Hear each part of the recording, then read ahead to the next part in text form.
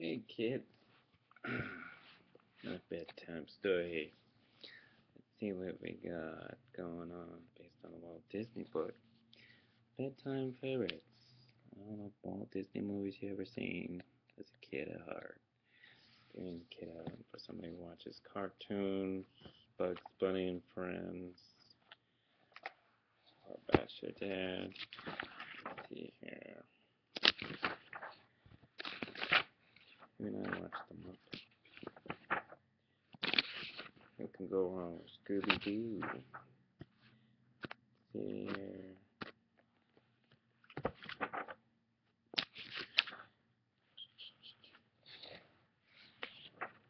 Get this book at your local library, your local bookstore. If you're not near a bookstore, ask your folks to get you go online. Go to barneysandnobles.com and they'll be able to send you the manual code. Let's see. We're gonna do 101 Dalmatian story. It's how Lucky's busy afternoon.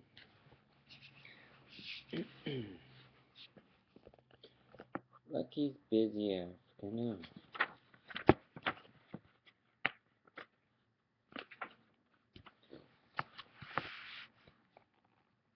Perdita and Pongo looked over at their puppies, who were all curled up together in a basket. The two Dalmatians were going to a neighborhood party with their human pets. Roger and Nita, Pongo was very excited, but Perdita was worried. "We won't be gone long," he promised. "I'm just not sure we will leave the puppies," Perdita replied. "Will Nanny be able to handle them by herself?" Pongo smiled at his little Dalmatians. They were sound asleep. What would possibly go wrong? He asked. "The puppies are napping. Besides, Nanny can handle anything." You see them sleeping? Look at that. Pongo right there. See no movie 101 Dalmatians? It's based on that story. Perdita nodded and followed Pongo outside. "He's right," she told herself firmly. "The puppies will be absolutely fine. They'll probably just sleep all afternoon before long." Raleigh's paw hit Pepper's ear and woke him up. Then Patch nudged Lucky a few minutes later. All the puppies were awake. They yawned and stretched. The smell of fresh summer air made them want to go outside. "Let's get Nanny to take us for a walk," Lucky suggested. "That'd be fun," cried Patch. These puppies found a leash nearby. Then they yipped as loudly as they could and waited for Nanny to come over. When Nanny heard the puppies barking, she went to them right away. "Oh dear," she said as she looked into their big hopeful eyes. "You look like you want to go outside." The puppies scampered out the basket early. "I don't think Pongo and Perdita would mind if we went for a walk," she said. Soon Nanny and the Dalmatians were on the way. "Let's go to the playground," Nanny said. "It's the perfect spot for pups to play." When they arrived, Nanny unhooked the puppies' leashes. The Dalmatians began to run around. It was a beautiful day. Patch and Pepper dug a hole in the sandbox. Riley found a rope to chew on. You see all the puppies? Look at that. That's a lot of puppies to take care of. See? Imagine taking care of that many puppies around a neighborhood yard. Lucky spotted a pretty butterfly and chased it up a slide. The butterfly stopped over a nearby wall, so Lucky jumped toward it. As it flew away again, Lucky barked, "Woof, woof." His brother and sisters didn't hear him because they were busy playing. They didn't notice when Lucky jumped down to the other side of the wall. But Lucky didn't land on the ground. He had jumped onto the back of a fire truck and started speeding down the road. "Woo woo!" The siren blared. "Woof woof!" Lucky barked. "I'm a fire dog." See, see Lucky?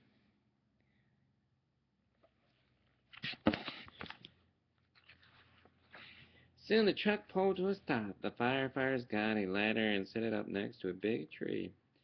A kitten was stuck in one of the branches. Lucky barked. it to come down, but he didn't understand. Lucky didn't want to make the kid more nervous, so he jumped off the truck. It was time to return to the playground anyway. And you see, most firefighters is having to get a cat out of a tree. It's not an easy thing to do, because sometimes they'll crawl up farther than the ladder can hold. On his way back, Lucky saw a little girl with a curly red hair pushing dog carriage. A puppy, she explained. She reached down and picked him up. You can be my new dolly, she said. Then she tied a bonnet to Lucky's head and dropped him into the carriage. I'm going to keep you forever.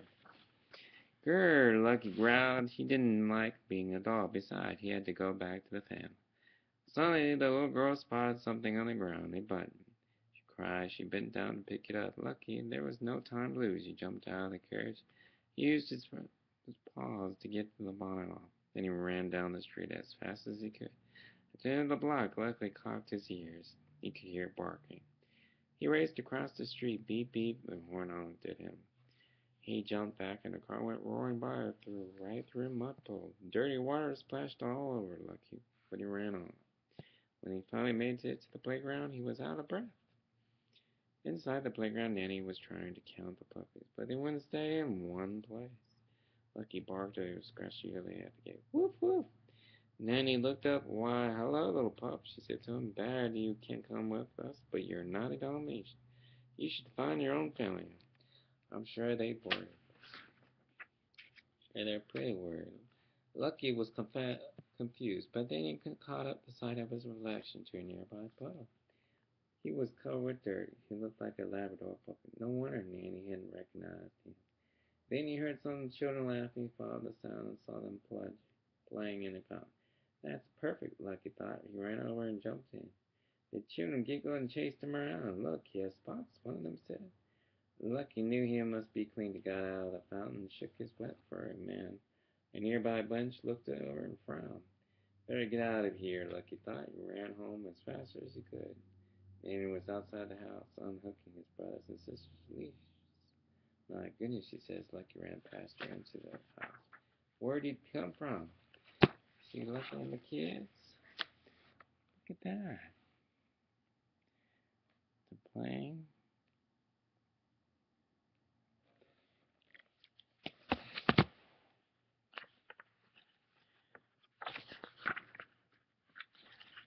Hey, when Pongo and Perdita came home, they found Lucky curled up in the sleeping basket. You see, Pongo whispered to Perdita, they're all here. I told you nothing could go wrong. Lucky even asleep. He must have had a wonderful afternoon. You see that? The end. Let's see here. I'm going to start another story. Continuation, perhaps. Let's play. You see Dumbo? You ever seen the movie Walt Disney Dumbo? It's based on that story. Dumbo, a brand new act. If you haven't seen Dumbo, I recommend it for kids, especially you toddlers, crazy. Camels by Walt Disney. Camels, horses, elephants, and bears stepped out of the circus train as it pulled into town. The big top tent went up, and performers began to practice. Everyone was busy getting ready for the circus' first show. Everyone, that is, except Dumbo, the flying elephant. He just watched quietly. Hey, Dumbo, why so glum? Timothy Mouse asked. He paused. Oh, I know, he said. You're tired of your act, aren't you? I suppose you want to try something new, something more exciting. Dumbo nodded yet, and Timothy stepped into the tent. They saw a pretty white horse rehearsing their act. Dumbo loved watching the horses prance around the ring, in their fancy hat dresses and saddles. I think you'd be good at this, Timmy told his elephant. You could be Dumbo, that elegant elephant. You see Dumbo? Look at that. That's his name.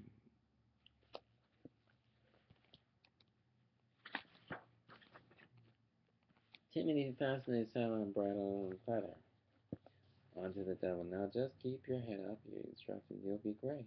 Dumbo stepped into the ring with the horses. The circus monkeys then followed Dumbo into the tent. They thought the elephant looked silly marching with the horses, so they started giggling.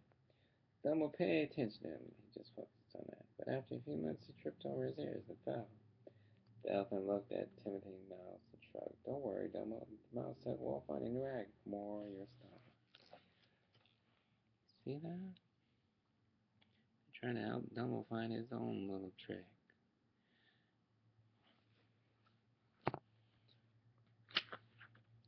The two friends went back to another ring inside the tent and watched the trapeze artist swing above them. Ear won't get in the way. Here? Timothy explained. Dumbo, the acrobatic elephant, had a nice ring to it. After the performers were done, Dumbo flew to the platform and grabbed the trapeze. 1, 2, 3. Go. Timothy shouted as Dumbo swung through the air. Timothy pushed his second trapeze toward him. The little elephant caught it with his trunk, but now he was struck in midair, holding the two trapezes that swung from opposite sides of the ring. Let's go, Wolf one trapeze. Timothy yelled, but Dumbo couldn't hear. Let go, the mouse repeated. Dumbo let go of both trapezes at the same time. He fell toward the neck below. When he landed, the neck sank away. Down and whoosh! Dumbo bounced away, up and so toward the top of the tent. The monkey shrieked with laughter. You see him sliding? That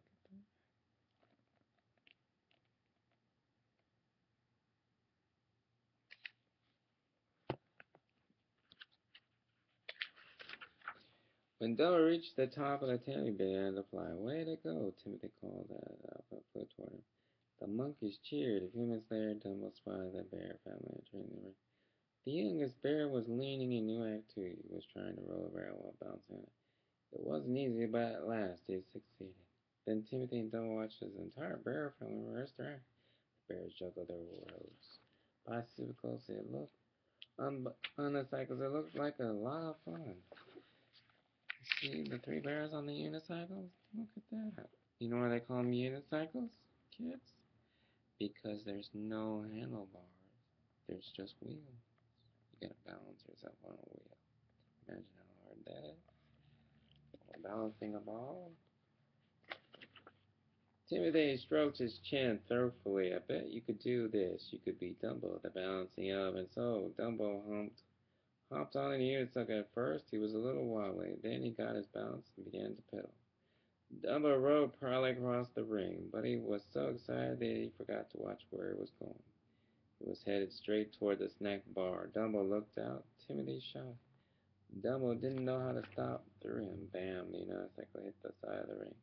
The elephant slid through the air and landed in the snack bar where they crashed. Dumbo wasn't hurt, but he was covered in cotton candy. Oh dear, Timothy fussed, trying to wipe off the mess. You need a good bath, Harry. It's almost showtime. Dumbo went to clean up in a tub just outside the tent. The band began to rehearse, and one of the monkeys struck a banana in a tuba. Do you see that?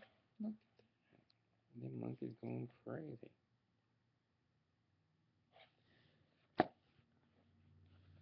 Well, Dumbo was taking a bath. When the two played Blue Note, the banana flew out. Another monkey caught it. Dumbo and Timothy saw that happen and couldn't stop laughing. Then the elephant had an idea. When the bands left to change in their uniforms, Dumbo filled his trunk with soapy water and poured it into the band's instruments. The band returned shortly after and began to play as they marched into the circus ring. With every note, bubbles poured out the instruments. The audience went crazy. Then Dumbo filled his trunk with soapy water again flew into the circus ring. The audience cheered wildly as he soared over them. He blew bubbles on the circus tent with them. Everyone loved the act. They clapped and waited for trying and catch the bubbles. Wow, Timothy explained when Dumbo's performance was over. You're Dumbo with the flying out with the bubbles. I think you finally found an act. That's just your style. Dumbo smiled happy. It was a great way to end the day. You see that? That's two bedtime stories I read for you. Now y'all don't drive your parents too crazy. And remember, those without parents, I pray you have fine parents that are worthy of you. And remember to be kind to others, share, especially at daycare. But whether it's a book or a toy, don't fight over it. I know most all young teenagers are reading Harry Potter and so on. Trust me, I read that stuff too. Don't get me wrong. Lord of the Rings, Beauty and the Beast.